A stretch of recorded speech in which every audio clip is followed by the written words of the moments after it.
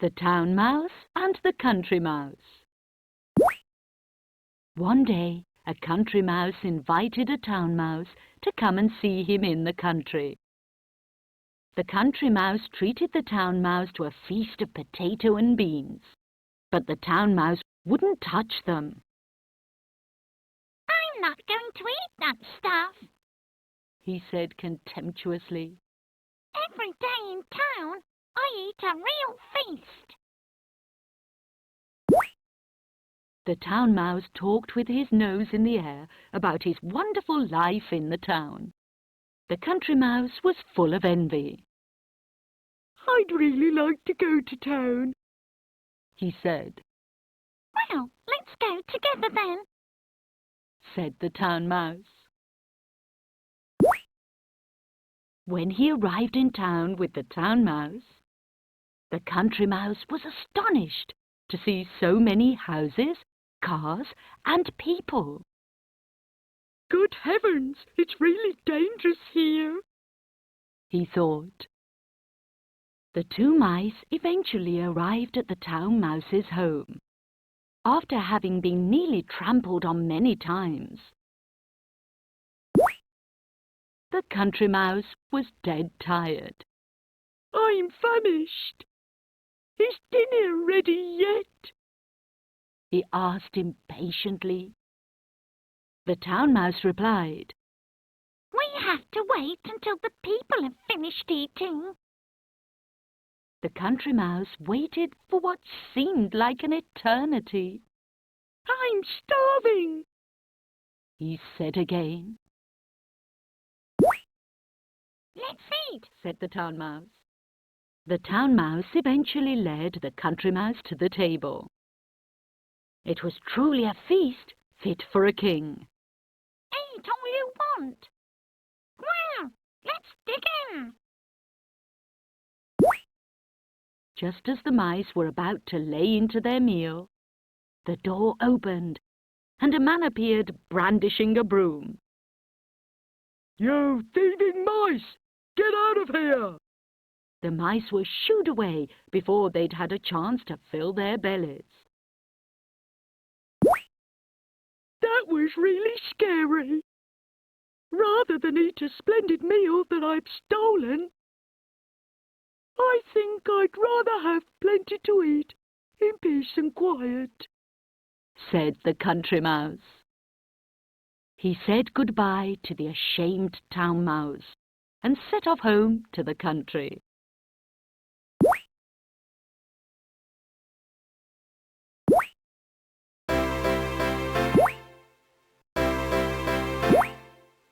The Old Man Cherry Blossom.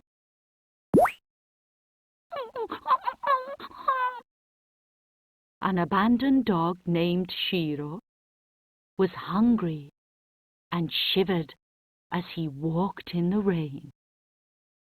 Up ahead, he saw a house.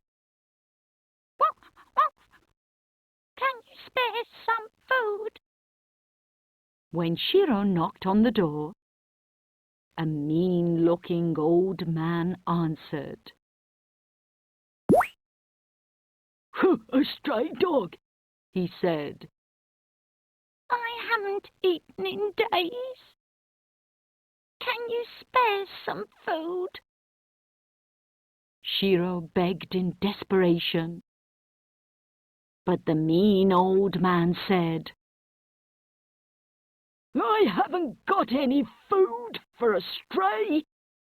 Take this!" And he threw a bowl full of rainwater at Shiro. Poor Shiro plodded back the way he came. The mean old man cursed as he ate his dinner. "That stupid stray spoiled my good meal." Shiro kept walking and soon came to another house. Shiro knocked on the door again. This time, a nice-looking old man and old woman answered. Come in, come in. They welcomed Shiro in and dried him off. Come now, let's all have dinner. You'll feel much better. The old man and the old woman had no children, so they cared for Shiro as if he were their child. Shiro helped out as much as he could, in return for their kindness. "Aren't we lucky that Shiro is such a hard-working dog?" said the old man. They were very happy to have Shiro. One day, the old man was ploughing a field when Shiro started digging in the field with his paw. He barked, Ruff, ruff, dig here. Ruff, ruff, dig here. "Why dig here?" The old man was puzzled, but dug anyway with his hoe. "Here we go!" Oof! The old man swung the hoe with all his might. Chink, chink! With this sound came lots of large and small gold coins pouring out of the ground. "Oh, this must be a gift from God," Let's share it with everyone in the village. The old man shared the gold coins he dug up with the poor people. "I can buy medicine for my mother," said one. "I can eat white rice now," said another.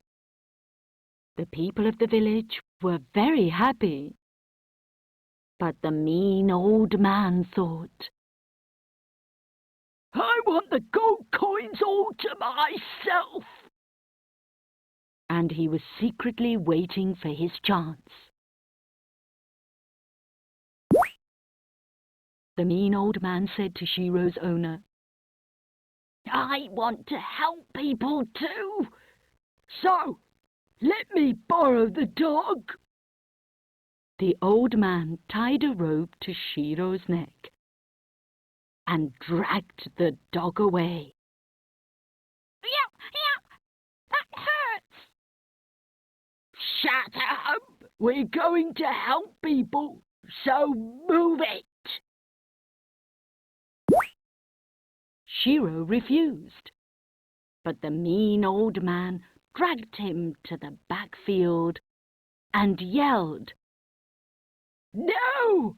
Tell me where the gold coins are buried." When Shiro kept silent, whack, whack, he hit Shiro with a bamboo stick. It hurt so bad that Shiro whimpered.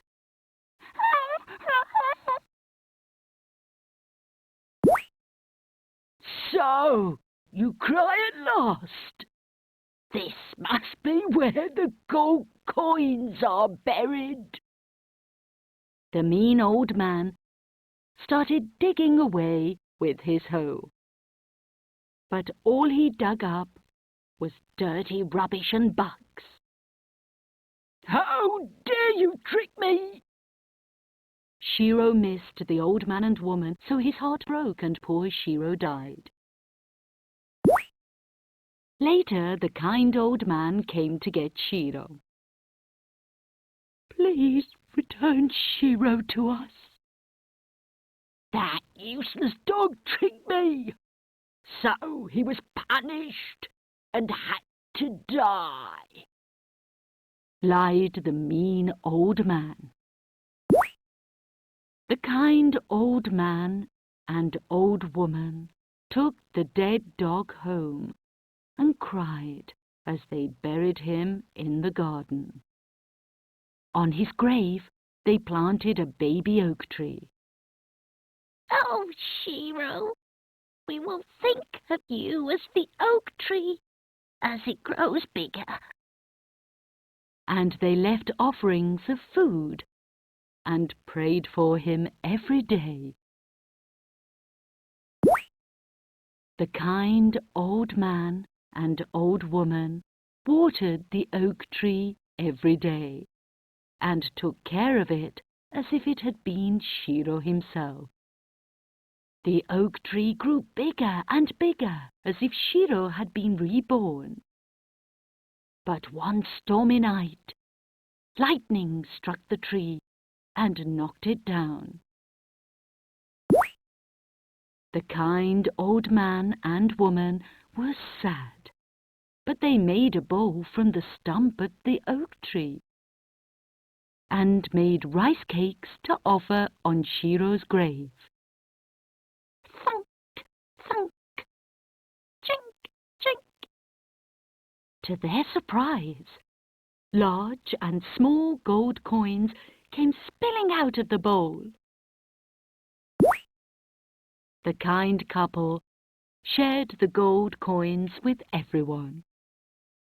Then the mean old man came again and said, "I want to help everyone too." And he borrowed the bowl and made rice cakes. But what spilled out was only smelly rubbish and ugly bugs. Rubbish continued to spill out of the bowl and filled the whole house.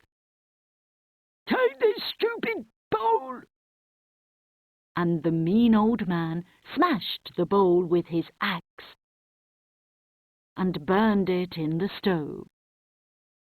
By the time the nice old man came, Shiro's bowl had burned to ashes. "That useless bowl broke right away, so I burned it. Take what's left of the ashes in the stove." The nice old man had no choice, so he gathered up the ashes and took them home. Then suddenly a wind blew the ashes onto a dead tree, and at once it bloomed. "How strange! Flowers are blooming on a dead tree." The old man started climbing trees and sprinkling ashes on them. All of the cherry blossom trees were in full bloom in no time. "Oh, beautiful, beautiful!" The lord, who happened to be passing by, was very impressed. "I will give a reward to this old man Cherry Blossom." The kind old man was given the name Old Man Cherry Blossom, and received many rewards.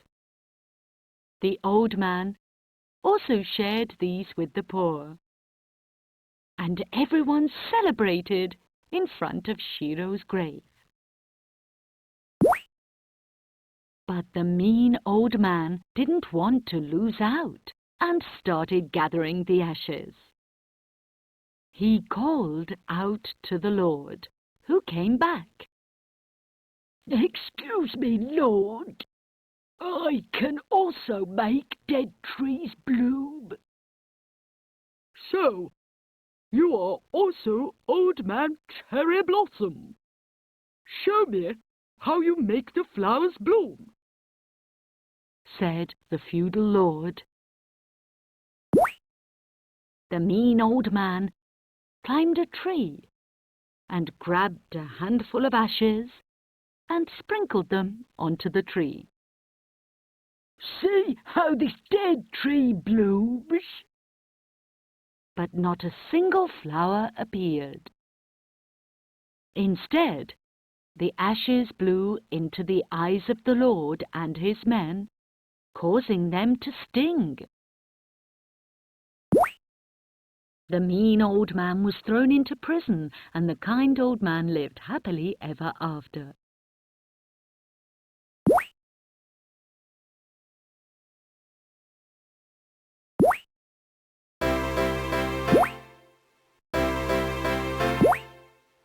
The Frog Prince. Once upon a time, in a faraway land, there lived a very beautiful princess named Mary. One day, Princess Mary was playing in the castle garden with her golden ball, but she dropped her ball in the pond by mistake. Oh no! My precious ball has sunk to the bottom of the pond. What should I do? Princess Mary began to sob by the pond. That was when she heard a strange voice coming from somewhere. "Excuse me, Princess Mary. I will go and fetch your ball." To her surprise, it was a frog's voice. "But in return, please take me to the castle and let me always be with you when you eat and sleep." What? Eating together with a frog? Princess Mary was shocked. "If you don't agree, then I won't fetch your ball." I have no choice. I would do as you say, if you find my ball. Princess Mary reluctantly promised the frog. Splash! The frog jumped into the pond and came back up with the golden ball. Princess Mary took the ball and went back to the castle, leaving the frog behind. Soon it was time for dinner. The king and Princess Mary were eating dinner when they heard a voice outside the door. "Princess Mary, please open the door."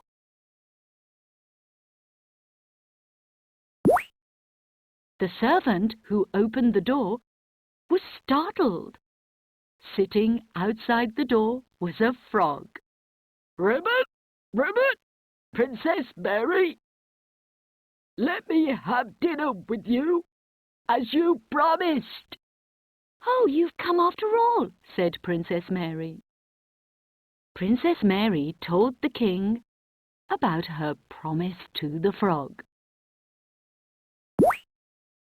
"A promise must be kept, even if it's hard for you." The king ordered a plate for the frog to be set next to Princess Mary. "Slurp, slurp, slurp."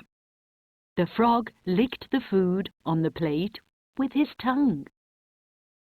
Oh, what bad manners!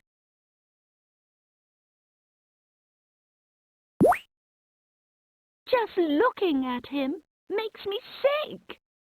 Princess Mary ran and hid in her room.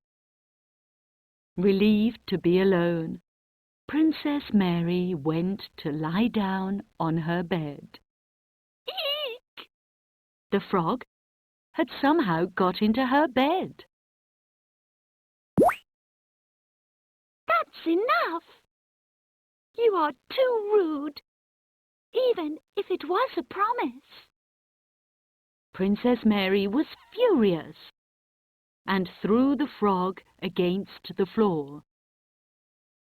Smack! Then, to her surprise, a puff of smoke rose from the frog's body. "Oh, is this magic?" she said. A handsome prince appeared out of the smoke. "Thank you, Princess Mary. I am a prince, but a wicked witch cast a spell and turned me into a frog. The spell broke when you threw me, and I'm finally back to myself again." I had no idea that you were a prince, and I'm sorry for not keeping my promise," said Princess Mary. "I am sorry too, for I annoyed you on purpose to make you throw me," replied the prince. The king was overjoyed to hear Princess Mary's story. She and the Frog Prince married and lived happily ever after.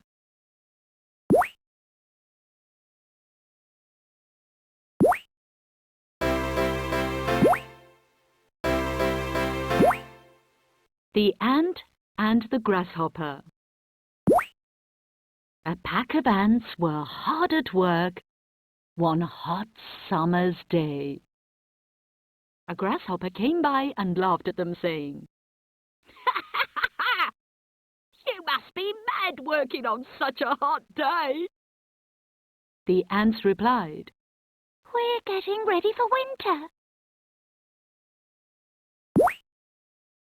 The ants continued working even on days when it was pouring with rain and they got soaking wet. The grasshopper took cover from the rain and made fun of them once again. "Fancy working on a rainy day!" The ants replied. We're storing up food while there's still plenty of it around. On days when a fierce wind blew, the ants continued to work despite being almost blown away. You're a bunch of idiots, said the grasshopper from a cavity in a tree. Hey, Mr. Grasshopper, are you ready for winter? Asked the ants. Autumn eventually arrived, and the dead leaves were blown around by the cold wind. The grasshopper had spent all his time singing and playing, and hadn't made any preparations for winter. Winter arrived, and the snow began to fall. The grasshopper, shivering with cold, went looking for something to eat, but he couldn't find a thing. On the verge of collapsing with hunger, he came across the ants' home and knocked at the door. Please, please, give me something to eat, he begged. The ants opened the door. We'll share our food with you, but you mustn't forget how you made fun of us. The grasshopper said he was very sorry. Now I know how important it is to work hard.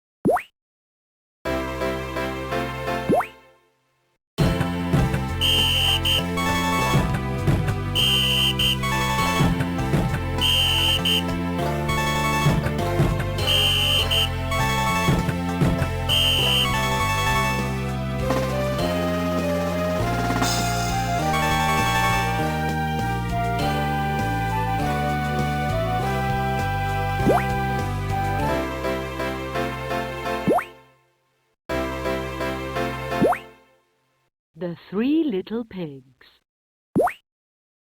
On the top of a hill there stood a red-roofed house.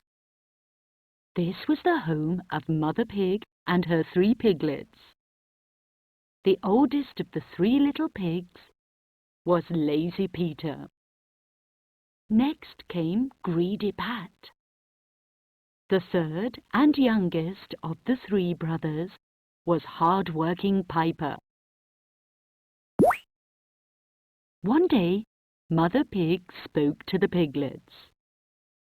You've all grown up now, and it's time for you to build your own homes.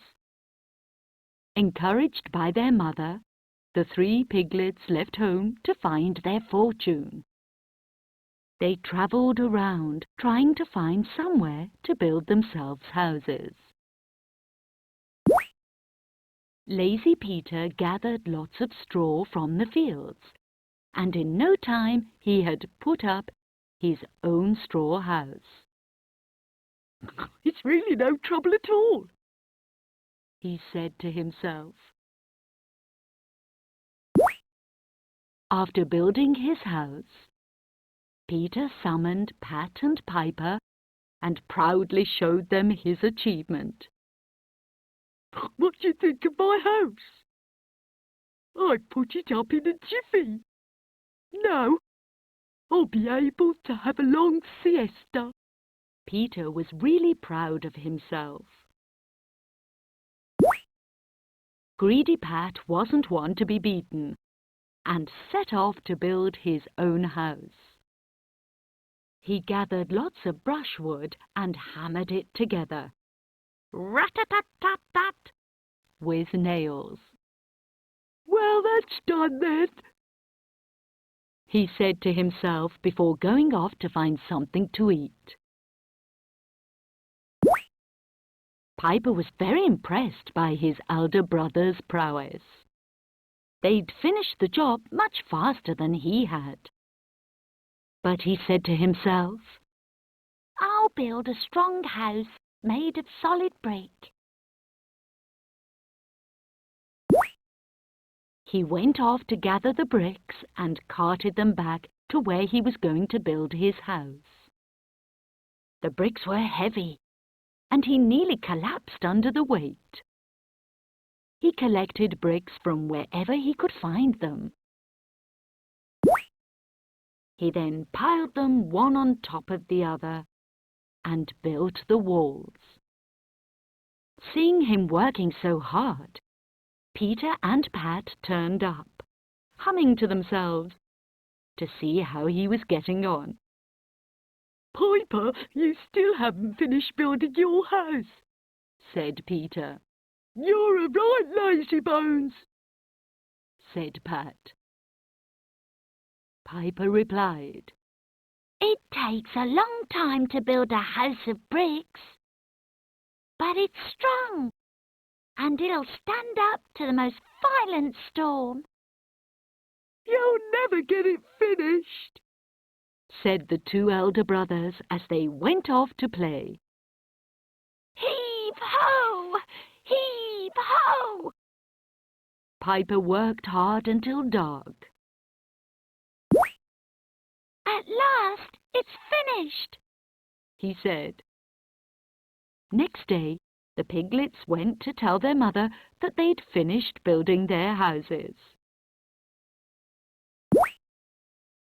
They were secretly followed on their way home by a hungry wolf. "This looks like a tasty meal. They'll get away if I attack them all at once. So I'll eat them one by one after they get back home." The wolf first went to Peter's straw house and knocked at the door. Peter looked out the window. "Oh, it's a wolf! How terrifying!" Peter locked the door. "Hey, little piggy, I can blow your house down with a single breath." The wolf blew hard, and the house blew away in an instant. "Oh, help!" Peter ran away and escaped to Pat's brushwood house. The two piglets locked the door and quaked with terror in a corner of the house. The wolf charged at the house, which soon began to fall apart. "Nothing could be simpler than knocking down a house like this," said the wolf. "Bang! Crash! Wallop!" "Oh, let's run away!" said the pigs. The brushwood house fell down, and the two piglets rushed away in the direction of Piper's house. The two piglets escaped into the brick house and locked the door. They were still trembling with fear. "You've got nothing to worry about. This house is as solid as they come," said Piper. Outside the house, the hungry wolf charged at the brick wall, determined to gobble up all 3 piglets. Crash! Ouch, that hurts, said the wolf. Frustrated, he eventually had to give up. The 2 elder brothers were overjoyed that the wolf had slunk away. But Piper said that it was still too early for them to feel safe, and that the wolf would try to attack again. "What are we going to do?" they wondered. "I've got a good idea," said Piper. Piper told them to pick up some large stones. Grumbling to themselves, the 2 elder brothers did as they were told. "Put the stones on the roof," said Piper. The 3 piglets arranged the stones on the roof. The wolf soon returned with a hammer. "I'll use this to break down the walls." The wolf started hammering away on the walls. Bang! Bang! Bang! The house began to shake, and this brought down all the stones on the roof onto the wolf's head. Ouch! The wolf was furious, but had no intention of giving up. "Right then, I'll get dressed up as Santa Claus and go down the chimney. The piglets will never expect that." Disguised as Santa Claus, the wolf climbed onto the roof.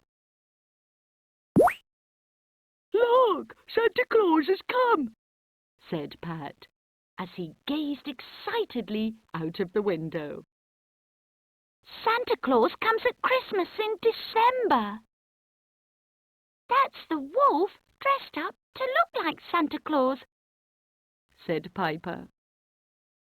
The elder brothers turned to Piper for a suggestion about what they should do. Piper got his brothers to start up a fire in the hearth. He then placed a large pot on the fire and boiled some water in it.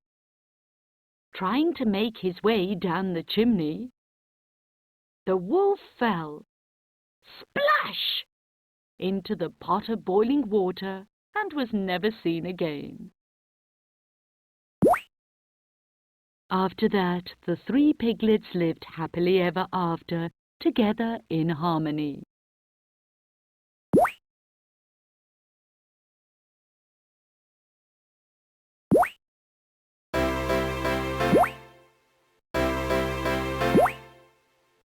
The Snow Queen. Once upon a time, the devils made a magic mirror. The mirror made even beautiful things look ugly. Even smiling faces looked angry. The devils were amused, and they looked at many different things in the mirror. They liked it so much that they played with it every day. They spent the whole day reflecting things in it. One day, fighting about who would be the next to play, they ended up shattering the mirror. All the pieces of the magic mirror fell to earth. If the pieces got inside of people, their hearts would become frozen. In one town, there was a boy named Kai and a girl named Gerda, who lived next door to each other. They both lived in poor attic rooms. Kai and Gerda were friends, and they always played together on the roof. They took great care of some roses that were planted in a wooden box. Kai was watering the roses one day when something shiny fell from the sky. Oh! Ouch! Something has gone in my eyes. It feels like it's going into my heart. They were broken pieces of the mirror. Gerda asked Kai if he was all right, when suddenly he yanked out all the roses from the box. Kai! What's the matter with you? Kai went inside his house without saying a word.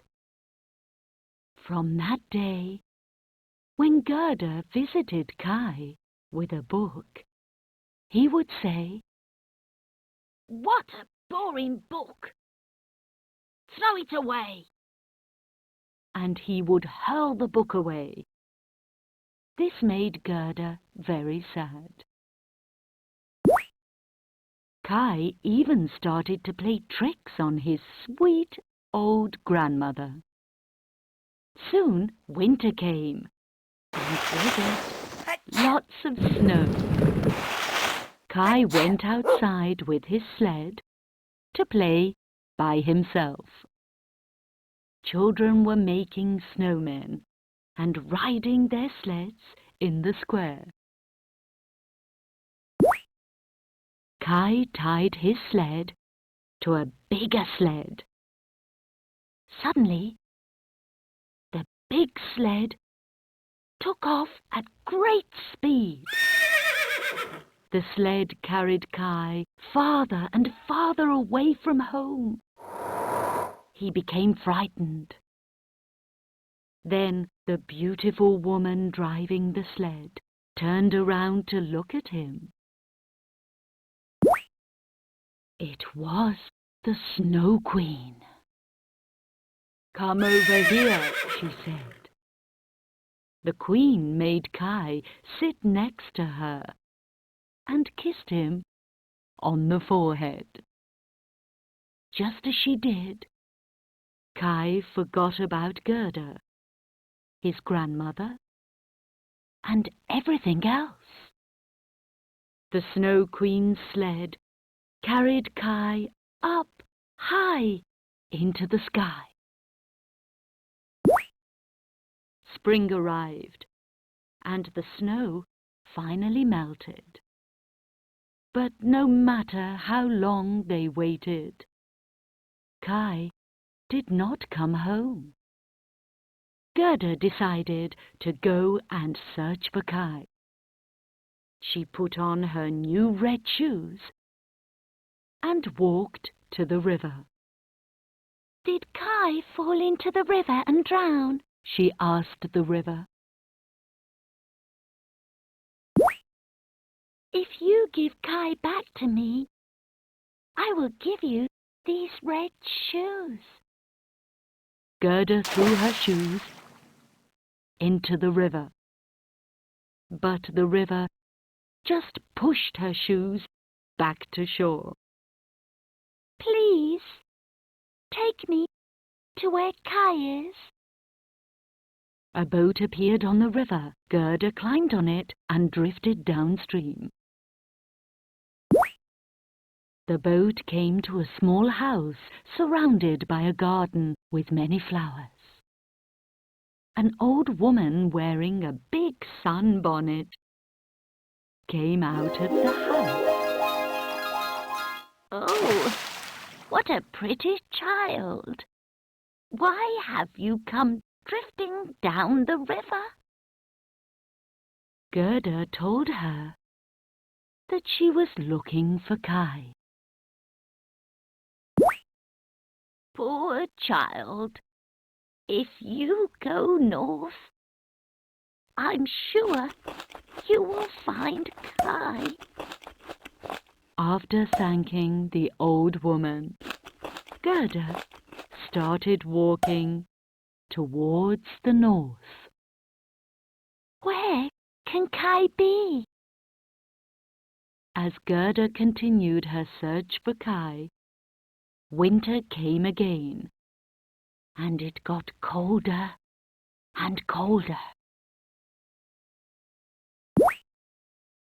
Gerda was tired and was taking a rest when a crow came flying down.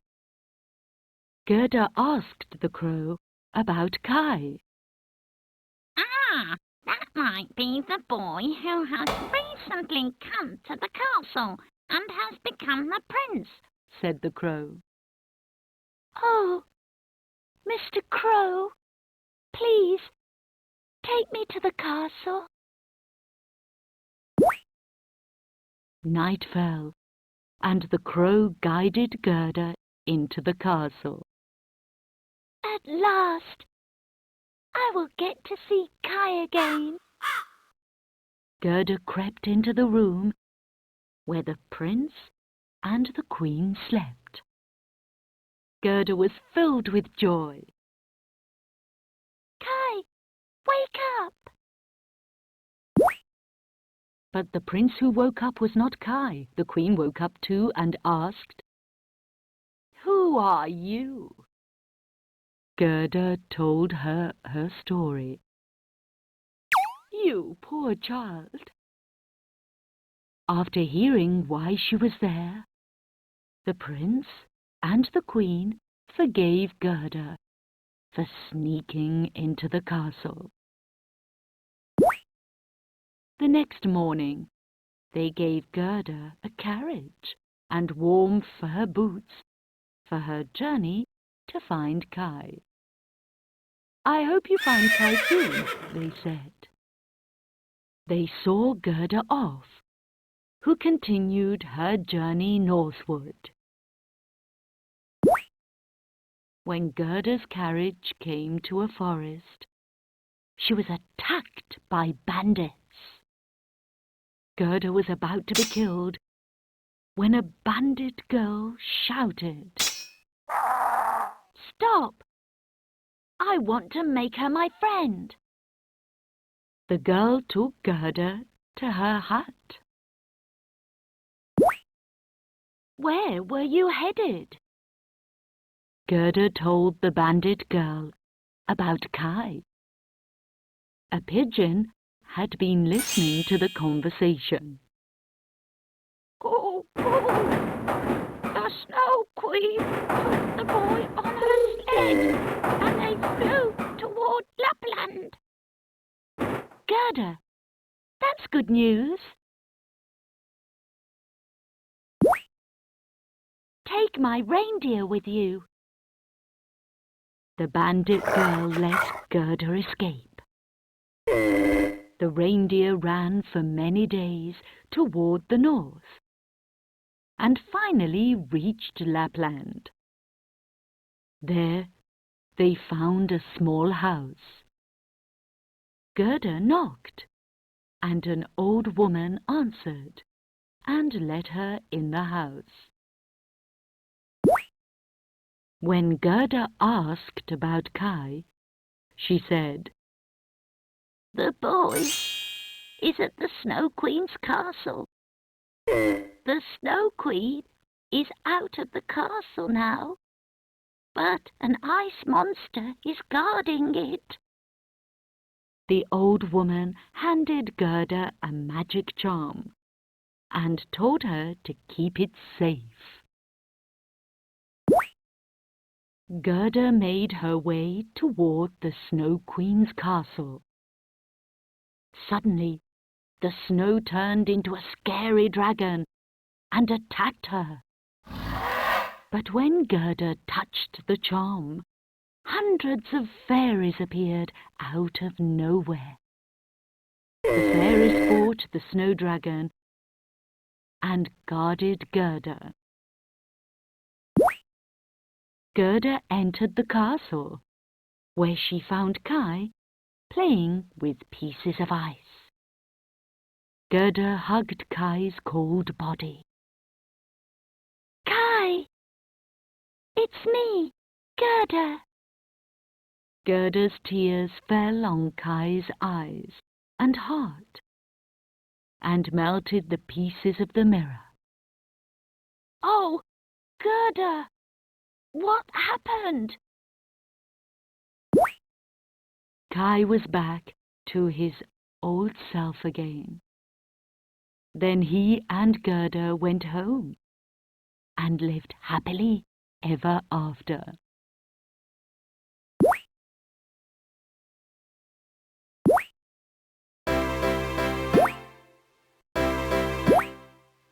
The Bat.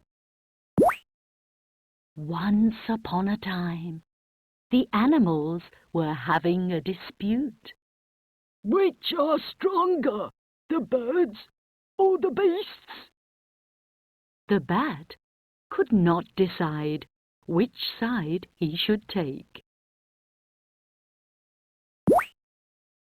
As he watched the battle, the beasts seemed to be winning. The Bat said, I look like a mouse. So the beasts are my friends. so he took sides with the beasts. I will fight the birds with you. But the birds made a comeback, and the beasts almost lost.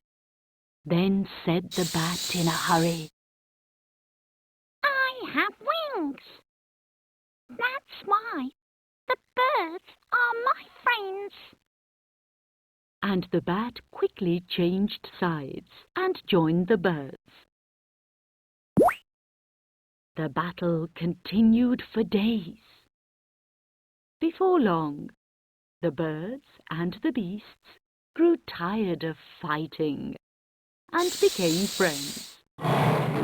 But both the birds and the beasts turned their backs on the cowardly Bat. The Bat was chased out of the forest.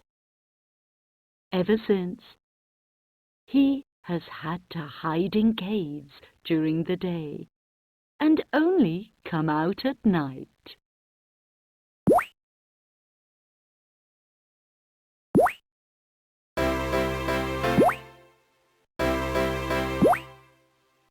Kaguyahime. Once upon a time, there lived an old man and an old woman. The old man cut bamboo in the mountain, and the old woman wove baskets with it. The old man sold the baskets in town to make a living. One day, when the old man was cutting bamboo in the mountain, he saw a bamboo stalk that was glowing brightly. This is strange. I've never seen such a bamboo. He cut the bamboo and found a tiny girl inside. How lovely she is! The girl was so tiny that she could fit in the palm of the old man's hand. The old man hurried home and said to his wife, "Look what I found! She came out of a bamboo stalk." Such a lovely child. She must be a godsend. They raised her with care, for the couple had no children of their own. The girl grew into a beautiful young woman. One day, as the old man was cutting down a bamboo stalk, money started pouring out of it. From then on, the old man found money every time he cut a bamboo stalk. So the old man and old woman became very rich, and the girl became a young woman of great beauty. When she had grown up, They asked a Shinto priest to give her a name. The priest named her Kaguyahime, which means the Bamboo Princess. The people of the village all admired the Bamboo Princess for her beauty. Word of her beauty spread from the village to the town, and from the town to the city. One day, 5 princes from the city came to her house. Each one said, "Please, let me be the one to marry the Bamboo Princess."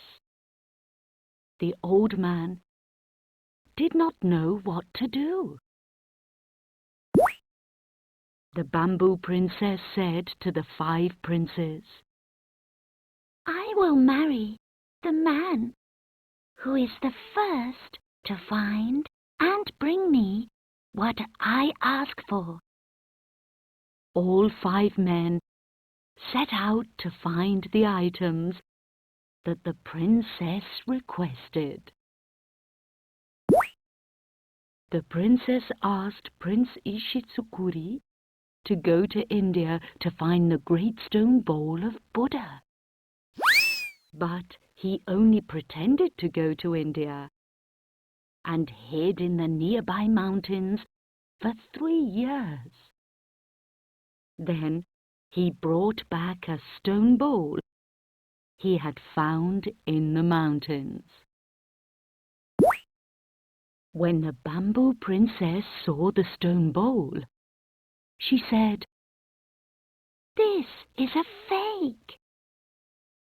The real bowl shines more brilliantly.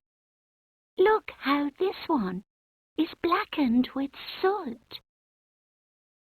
Prince Ishitsukuri was ashamed of his lie and went home in defeat.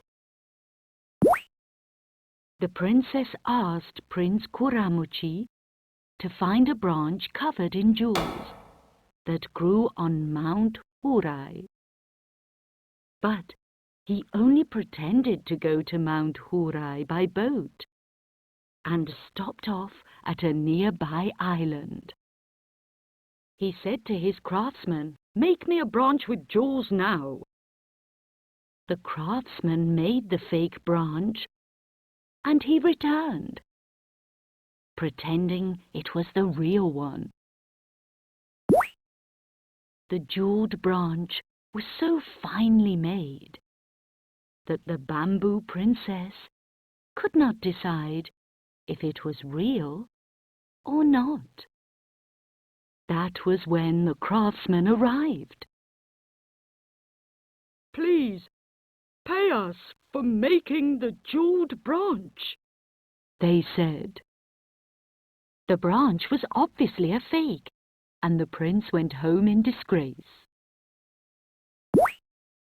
Prince Abeno ordered a robe from China, made from the fur of fire rats.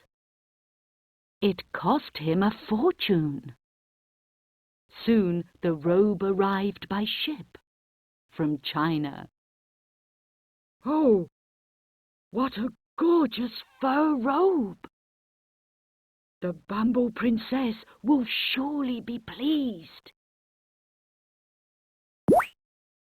He lost no time in presenting the robe to her. "Oh, how beautiful," she said. "But if this really is a robe made from the fur of fire rats, it should not burn in fire." Thrown on the fire, it burned to ashes. Prince Abeno left in shame. Prince Otomo went to find 5 shiny balls from the neck of a sea dragon. A storm came as the boat headed out to sea. The boat rocked wildly and almost sank. Prince Otomo hung on to the mast and trembled in fear.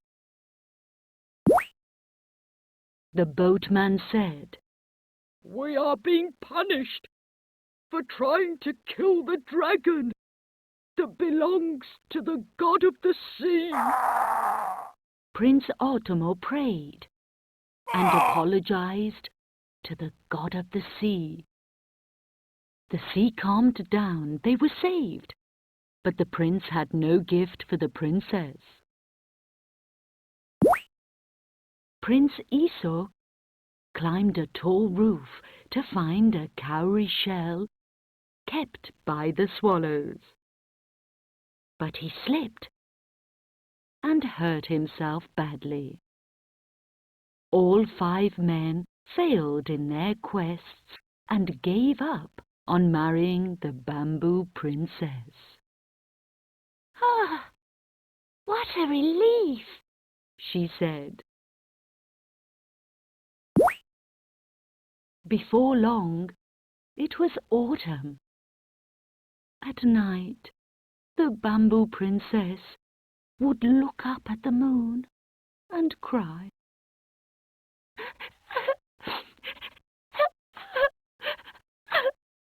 The old man and the old woman couldn't stop worrying about the bamboo princess, who looked up at the moon and cried night after night.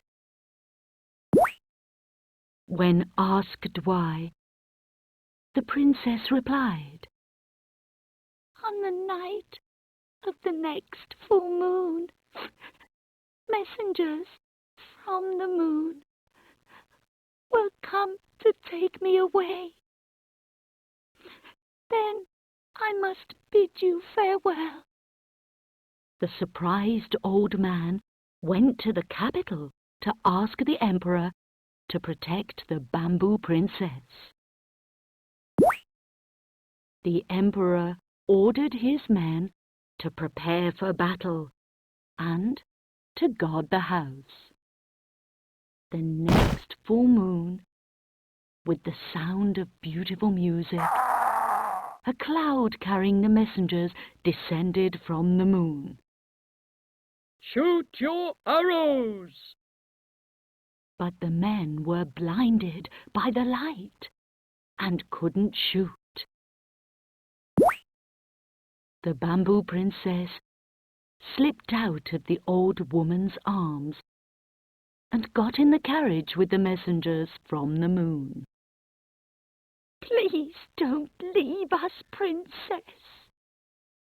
The emperor and his men felt like they were dreaming and couldn't move at all.